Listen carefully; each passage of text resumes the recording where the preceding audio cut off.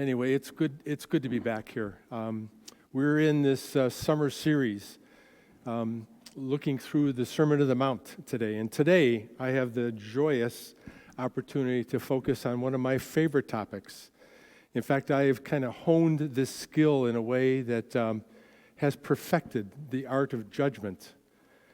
As a Christian and as a pastor, as I've grown, I've learned to kind of hone this in a way that looks spiritual and not as ugly as it really is, if you get my drift.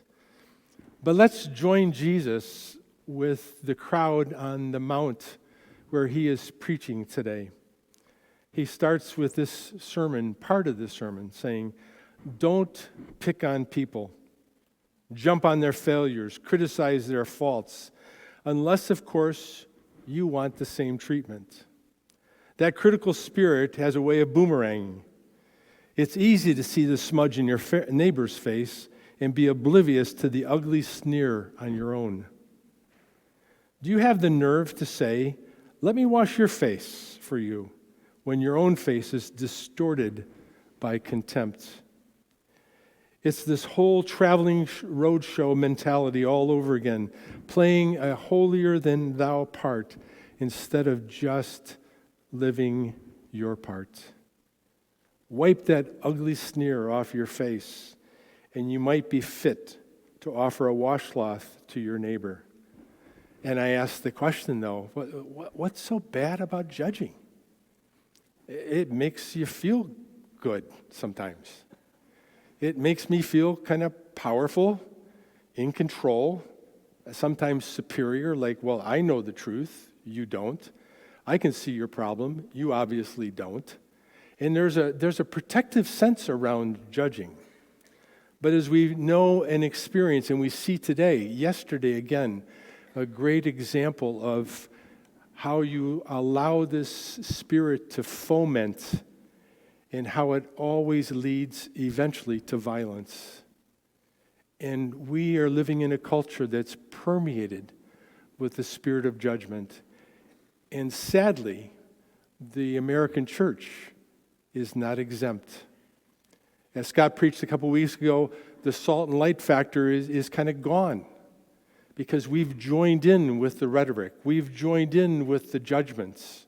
How quick it is. It was fascinating to me, sadly fascinating to me, as I picked up the social media last night and this morning in response to what happened yesterday, and to see from Christians just the harsh, ugly, knowing, judgmental spirit that's communicated. And I'm asking, how will that ever bring healing? How will that ever bring peace? How will that ever bring connection? So what's wrong with judging? It comes from a sense of spiritual blindness where we cannot see, we don't see who we really are. We've lost the sense of our core identity. And we've projected this kind of image that we're trying to create so that we can fit in, so we can be accepted, so we can find our worth and value. And yet all it does is cause destruction. Judging comes from this spiritual blindness. And as Matt introduced this series of The Way weeks ago, I would encourage you, if you haven't seen that or listened to that, or if you're here for the first time, I would urge you to go back because he lays such a beautiful foundation of this way toward a blessed life and what living a blessed life really means. Judging is not moving from a place of blessedness. It's moving from a place of fear. It's moving from a place of scarcity, that I'm not enough. So what is the way? As I listened to Matt and as I've been following this series, these are the things I came up with. I believe this blessed life is a way of grace, of understanding that all of life is gift. Do I live my life from that place of gift, or do I live from this sense of scarcity and I'm not enough, and so I'm just holding on? It's the way of freedom. Freedom from performance. Freedom from shame and perfectionism. Boy, wouldn't that be a relief? That's the blessed way. the way of wholeness and holiness, as Paul describes. The sense of becoming whole, becoming grounded, anchored in a humility that doesn't need to prove, because there's not this sense that I'm losing. Holiness, as Paul described it, is not talking about perfectionism. It's talking about understanding our life and each of our lives as this sacred gift, this sacred expression of a holy God. That's who we are, folks. That's the way of blessed life. It's the way of living life to the full, in all its fullness, as a gift from God. So then, what happened? What's the problem? We developed this plank eye dis-ease, I call it, this human condition that comes from someplace. And so today, again, I would like to look at where's the cause? What's the origin of this? And then, is there a cure? And what does God offer in terms of that cure? What makes us judge? What's the cause?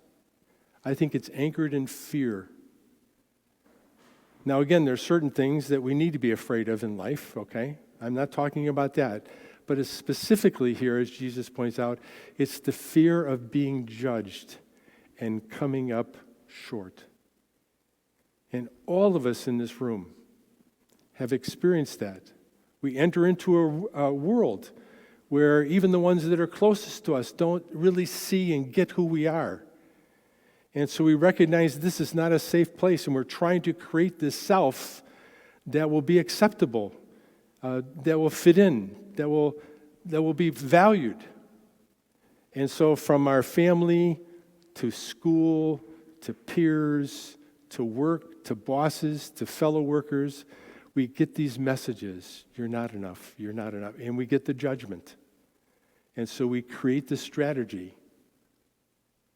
And we enter into this sense of judging to protect ourselves.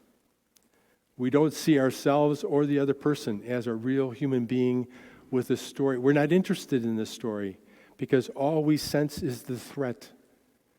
And so now the other person becomes someone that we need to guard against, be cautious of. Now again, let me pause here with a little disclaimer. I think having loving boundaries in toxic situations and relationships or harmful folks is not unloving. It's necessary. I think where judging comes in is we put the wall and we disconnect and we don't see the other person as a human being with a story. And we're not curious about the story. We just automatically know they're just a jerk. And I know that. Look at their action. In fact, the Bible says, by their fruit you shall know them. So I'm labeled, they're a jerk. And I don't stop to saying, I wonder why this reaction is coming. I wonder why this selfishness or this greed or this being a bully, what is in that story that they're trying to protect or they're deathly afraid of? I don't go there. They become an inconvenience to me. They become a threat to me, and so I just push back. The truth is, everyone, folks, everyone has a story. And I'm learning to see through this lens very differently. And it's amazing how it is shifting my focus. I don't go there all the time. It depends on how I'm feeling on that day and what I'm being threatened about. And am I willing to be in the conversation with myself saying, Don, it's interesting your reaction to this person. What are you afraid of? What is this tapping into your story, Don, that's causing this reaction from you? I don't always move to that place, but I'm in the process of seeing, and even some of the TV shows I'm watching is going like, I immediately recognize how quickly I judge. Oh, this is the problem. This is the problem. And then I'm surprised by the end of the story as their story starts to come out and saying, this is why they are reacting in such an obstinate, bullyish way, because they are terrified. And somewhere it goes back to their story where they have felt that pain. Fear of being judged, of being shamed, being abandoned, coming up short, not being seen, not valued, is the driver, I believe, the cause of this reaction to judge or protect. But do you ever notice what happens in your body? How you get tight, how the blood pressure goes up, how the cortisol flow, the adrenaline goes. You become closed in, not opened up. That to me, again, is a beautiful sign of saying something is off.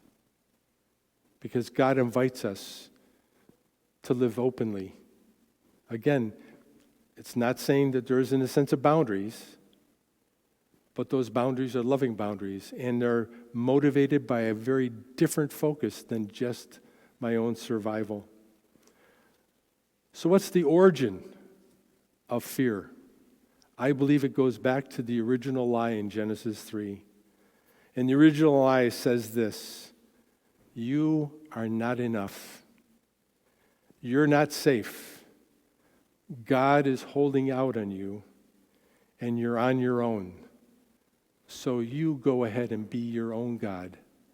Be your own provider. Be your own protector. And that lie has haunted our humanity through the ages. From the very, very beginning, we have played in that. We have this disconnected sense that we're not connected. We're not in relationship. And as Matt pointed out in the very beginning of this, blessed are the poor in spirit, of recognizing our need to be in relationship. First with God, our Creator. We've disconnected that because our perception is, like Scott pointed out in Urban Legends a while back, is that we perceive God as one who's angry with us. We perceive God as the judge. And so he's not safe. And so I'm going to protect. I'm going to isolate some more. And that is, I think, the goal of the big lie, to keep us isolated and alone. And we're vulnerable. And so our reaction, again, is survival. All the time, it's survival. The original lie goes on to say that when we bite into this lie, we become consumed with hiding. We become consumed with covering up our vulnerability, our human condition. We want to be protected. So what are the symptoms that this fear brings out? It's a fortifying of our false constructed image. We've all created that because we want to be seen, we want to fit in, we want to be accepted, we want to be valued. It's a defensiveness, the need to appear right and not wrong. The appear that we know what we're talking about. And so we become self-righteous and we become self-referenced. It's all about us and our comfort levels. But what am I protecting, really? What am I defending? It's the illusion of what I want other people to see, because I've convinced myself this is the safest way to be in this world. And so I don't even know anymore who Don Ferris is, who God created Don Ferris to be. I'm living out of this projection, this image. And then soon my eyes are blurred with this blindness that cannot see other people as those created in the image of God, part of my family, part of this relationship connection. I don't see it. I see him as a threat. So what's the cure?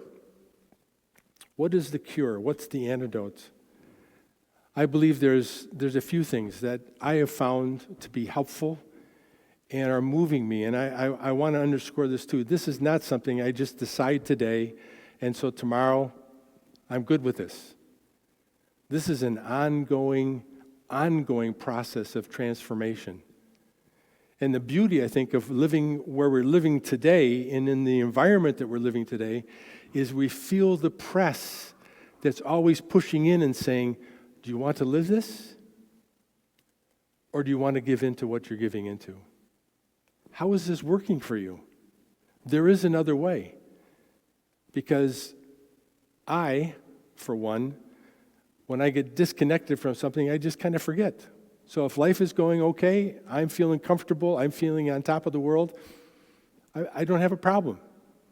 But when someone sideswipes me or threatens me, then all of a sudden, I don't even have to think about it. I've got this reaction of judgment. I've got this reaction of defense. And so the process of walking through this journey and recognizing every day is a gift for me to recognize, okay, how am I being drawn in alignment with God, and how am I being distracted away? How am I moving toward love, or what am I being dragged away from in terms of fear? So what are we invited to look at? One, I think this is what Jesus points us to, a healed image of who God is. John 3 says this, "For this is how God loved the world. He gave his one and only Son, so that everyone who believes in him will not perish, but have eternal life." God sent his Son into the world not to judge the world. Now again, I recognize my growing up in my church, we either skipped over that or but that's not all.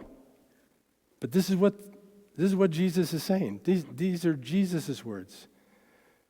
God did not send Jesus into this world to judge the world, but to save the world through him. That's God's goal. That's God's focus of love. This one's even more challenging. John 12, Jesus shouting to the crowd, say, "If you trust me, you are trusting not only me, but also God who sent me. For when you see me, you are seeing the one who sent me. I have come as a light to shine in this dark world, so that all you who put your trust in me will no longer remain in the dark." It's putting this living trust in a loving God. That's the relationship. I'm not on my own.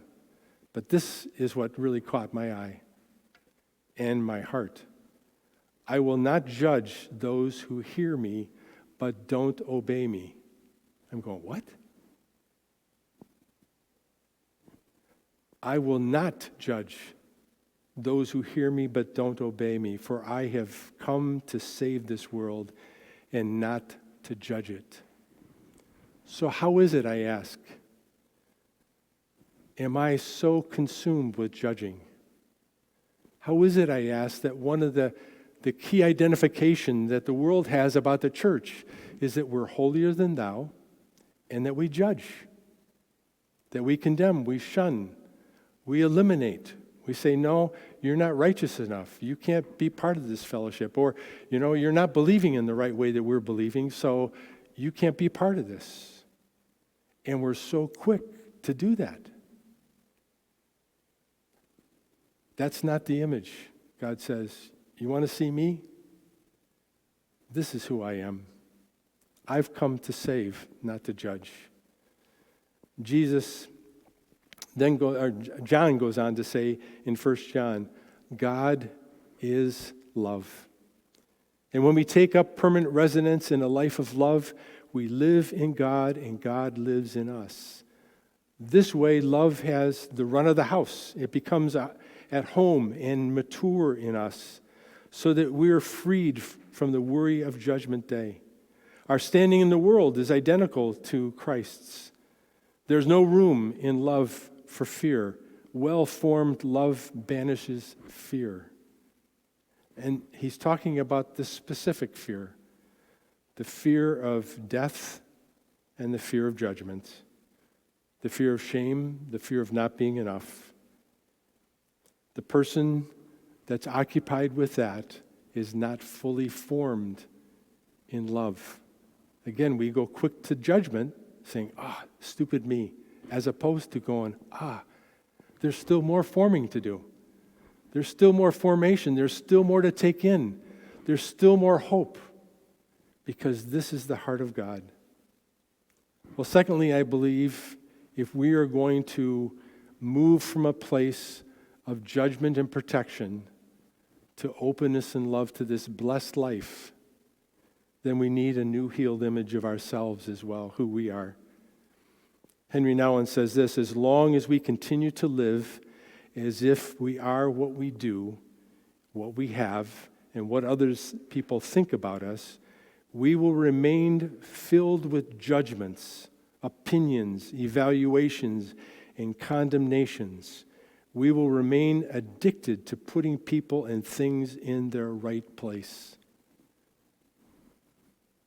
What we are witnessing today in our culture is exactly this. What we're witnessing today in our churches is exactly this. We are more consumed about truth than about love. We have this image. Now again, people get nervous when I say that because, well, truth is really important. Yes, it is. Yes, it is. But we've distorted that. We need a healthy image of who we are. To get this healthy image, I believe we need to look in the face of Christ, in the heart of God. How does God see us? That's become one of my prayers daily, is saying, God, help me to see the me, the Don Ferris that you see. And God, by the way, will you help me see everyone I come in contact as the person you see? How do you see them? Don't let me jump to judgment, but first let me see what you see in me. Here's what 1 John writes. What marvelous love the Father has extended to us. Just look at it. We are called children of God. And that is who we really are. Do you have that deep sense? As Matt in his introduction talked about, I think there's a huge difference between believing. I can read and study the Scriptures. I can memorize the Scriptures just like the Pharisees did. And Jesus' response saying, you're in this all the time, but you refuse to come to me. There's a huge difference between believing and knowing. Do you believe or do you know that you are a child of God and that God is delighted in you? Song of Songs, this beautiful metaphor, this beautiful picture of God's love for God's people, those that he created. The picture is the bridegroom, God, and the bride, us. And listen to just a clip of this. You are beautiful, my darling. Beautiful beyond words. It's hard for me to say, God, is that really how you feel about me? Because I've got all kinds of judgments about me. I've experienced what other people have said about me and how I've come up short. So can this really be true, God? Let me hear you sing this over me. You are altogether beautiful, my darling, beautiful in every way. And again, the NIV translates this, which again took my breath away. There is no flaw in you. What does that even mean? Is love really blind? Is God saying, well, I don't see sin, I don't see your imperfection? He's not saying that. But he's saying, as I have created you, there is no flaw in you. I love you. You have captured my heart. You're my treasure, my bride. And then writing about the children of Israel, where we can put our name in here. He says, listen to the Lord who created you, Don Ferris. The one who formed you says, don't be afraid, for I have ransomed you. I have bought you back from this wandering exile. I've brought you home. I have called you by name. You are mine and you are precious to me. Do you know that to be true in your relationship with God? Or is it something that you kind of recite because the Bible tells you so? That song for me comes up short. Yes, Jesus loves me, for the Bible tells me so. I think that's important. But if that's where I stop, I'm never going to experience this love. How do I know it? You are honored. You are precious to me, and I love you. That's how God sees you. How do you see yourself? If we can't move by the grace of God in this direction, we will never move in that direction to other people. There will never be healing in this world. There will never be healing in the church. And again, this problem is not new, folks. It goes back to the very beginning when the church started. And you just read through church history, we just keep cycling back and cycling back and cycling back. What is Jesus' invitation then? I believe it's to experience the love of God and be transformed by this love. Now that's a terrifying thing, because to be transformed means I need to be willing to let go of what I have taken a lifetime to construct, to keep safe. And some of that works.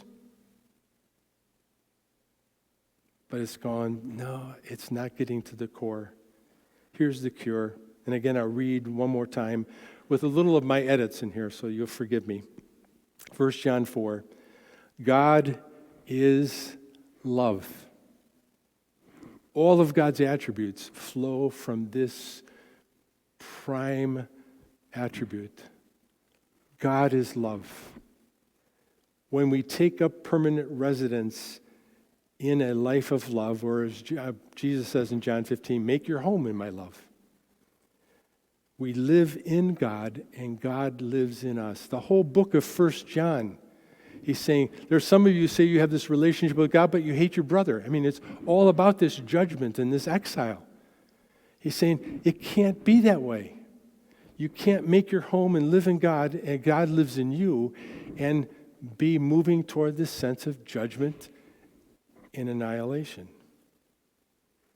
This way, love has its run of the house. It becomes at home and mature in us so that we're free of worry on Judgment Day, and we're terrified of judgment. We're terrified of coming up short, so we need a level to level the playing field with other people, hoping God and others see us that we're not as bad as what we think. But our standing in the world, John reminds us, is the same standing as Christ, that we are God's beloved sons and daughters. I go back to the temptation, the wilderness, where Satan again was asking Jesus, prove it. You're the Son of God, prove it. But before he goes in there, God declares from the heavens, you are my beloved Son, and you bring me great joy. And I say that's the call of God to each one of us in this room. You are my beloved daughter, and you bring me great delight. Do you believe that? You are my beloved Son, and you give me great joy. Do you believe that? John goes on to write, there is no room in love for fear, specifically the fear of judgment. No room. Well-formed love banishes this fear because there's nothing to protect anymore. It's all a facade anyway. The real, true you is already protected, already grounded, already seen and loved. Nothing to add to that, nothing that can diminish that. That's who you are because that's who God created. Since fear is crippling, a fear of life, a fear of death, a fear of judgment, fear of shame, fear of not being enough. If that's the case, then one is not yet fully formed. Not to judge that, but to saying, there's still growth. There's still movement for me to experience. There's still love for me to receive. There's still a greater freedom for me to enjoy. We, though, John writes, are going to love. Why? Because we've been loved and we will love. First we were loved and now we love. First we've experienced this love and now it's like we can't help it. We've got to love. He loved us first. Freedom from fear of judgment, freed by love to love, and free from the need to judge. Doesn't that sound delicious? Doesn't that sound life-giving today? This is the blessed life, folks. The Sermon on the Mount is not there to say, here's the behavioral changes you need to do. It's to point us to our need of receiving this love in a deeper way. What God is waiting for this morning, and He always does because He never forces us, that's love too. He's waiting for your yes. He's waiting for my yes every day, every moment, every encounter. And the question today is, what do you long for? What are you desiring? Are you exhausted enough to saying, this isn't working? I want this blessed life. I want to move into this. And as Scott pointed out a few weeks ago, this is never for our own consumption, folks. It's always so that God may bless the world. So our transformation can bring healing and transformation to the world. So let's not quickly focus on how we can change the world without asking the question, God, how can you change us? Because when that happens, the other will follow in suit, because that's how God works. Jesus said, whomever the Son has set free is free indeed. And Jesus invites us all to this way of freedom, this blessed life that is grounded in love. Are you ready? Do you want it? Will you say yes today? Again, maybe you're not. The fear's too great. Don't judge that. Bring that to Jesus and saying, Jesus, I would like to, but I'm scared to death. Look at all that's happened to me. Look at all the wounds. Look at all the ways I've had to protect myself all my life. Take that in conversation to God and say, how do you want to meet me here in this place? There's 3 things I would encourage you that I have found helpful in this journey. One is the spiritual practices that are ancient spiritual practices. Silence and solitude, and again, to an extrovert who in 2nd grade they had to tie into my chair because I couldn't sit still. Silence and solitude sounds terrifying. But what I've come to discover is it's in that place that I start to hear all the voices that are not from love, and then hear the one that does call me beloved. You don't have to sit in a cell. You don't have to tie yourself to a chair. You can be out in nature. But that sense of getting away from the busyness of my activity and my thinking, just to sit and listen and allow God to touch me. I highly recommend those. Spiritual direction, having a qualified, trained spiritual director that can walk alongside of you and help you recognize the voice of love from all the other voices and how to walk into that union with that voice. And then right here at Santa Cruz Bible Church, in September, we're going to start the spiritual exercises that St. Ignatius wrote 500 years ago. And it's an invitation to walk along this road with Jesus, to join him in his earthly life, and to see what he wants to offer us in terms of this life of love and how to work ourselves more into that space by the grace of God. And so I invite you to join us Thursday mornings, 7 to 9:30, starting in September. Will you bow your hearts with me in prayer?